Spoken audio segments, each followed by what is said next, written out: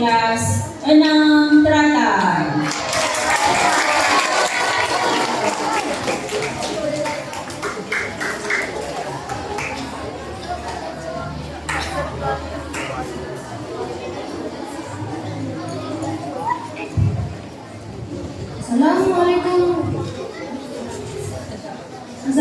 Assalamualaikum dan salam sejahtera.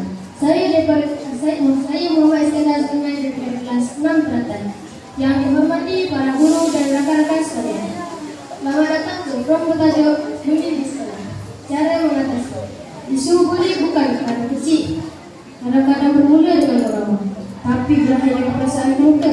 Kurang tu boleh, tapi janganlah sampai jadi kurang tak jadi. Bersama saya hari ini.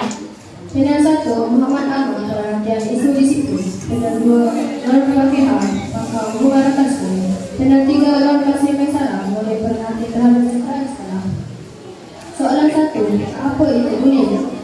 Dengan 1, Muhammad Ahmad, apakah yang dimaksudkan dengan buli? Terima kasih moderator. Buli ialah perbuatan menyakiti orang lain secara fizikal, emosi atau benda, sama ada secara berulang atau sengaja. Contohnya, mengejek, mengugut atau mengukuk. Tapi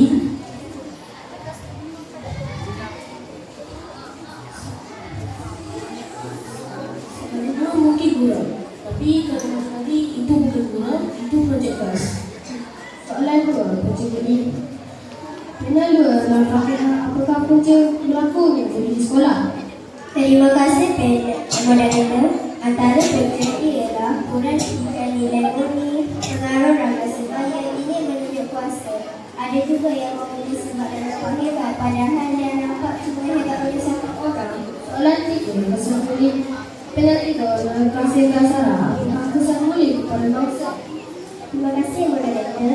Saya buli sangat serius. Masa buli melalui pelajaran kursi dan ini tidak bagus sekolah. Kadang-kadang nampak baik saja. Tetapi macam ada drama kesihatan dan habis-habis. Soalan 4, cara mengatasi. Dengan 1, Iman Amal, apakah langkah untuk mengatasi masalah buli? Terima kasih moderator. Antara langkah dia ialah melaporkan kes kepada guru, mengadakan kempen kesedaran, memberi pendidikan nilai guru, dan paling penting, jangan takut untuk bersuara yang bukan penjelasan dan tidak boleh naik ke approve tidak boleh. Soalan 5, peranan murid. Dengan 2, Lawan Fakihah, apakah peranan murid dalam mencegah buli? Terima kasih moderator. Murid perlu menjadi kakak yang menyokong, tidak menyalahi atau mengadakan buli dan membantu untuk mendapatkan bantuan. Kalau nampak kawan dibuli, jangan jadi terasa sahaja. Ini bukan rawat sekolah untuk ditonton. Soalan 6, nasihat akhir. Dengan 3, Lawan Kasih Masalah, apakah nasihat anda kepada rakan-rakan? Terima kasih moderator. Jadilah lebih fikir terhadap terhadap saya dan bawah. Tidaklah setiap orang yang masalah. Kalau kita tak suka dulu, orang bersama. Simple saja. Buat baik dan dapat dalam.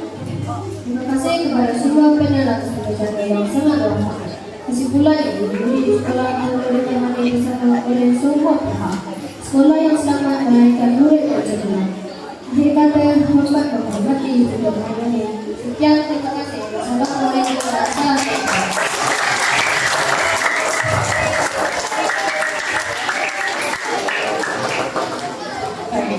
Terima kasih.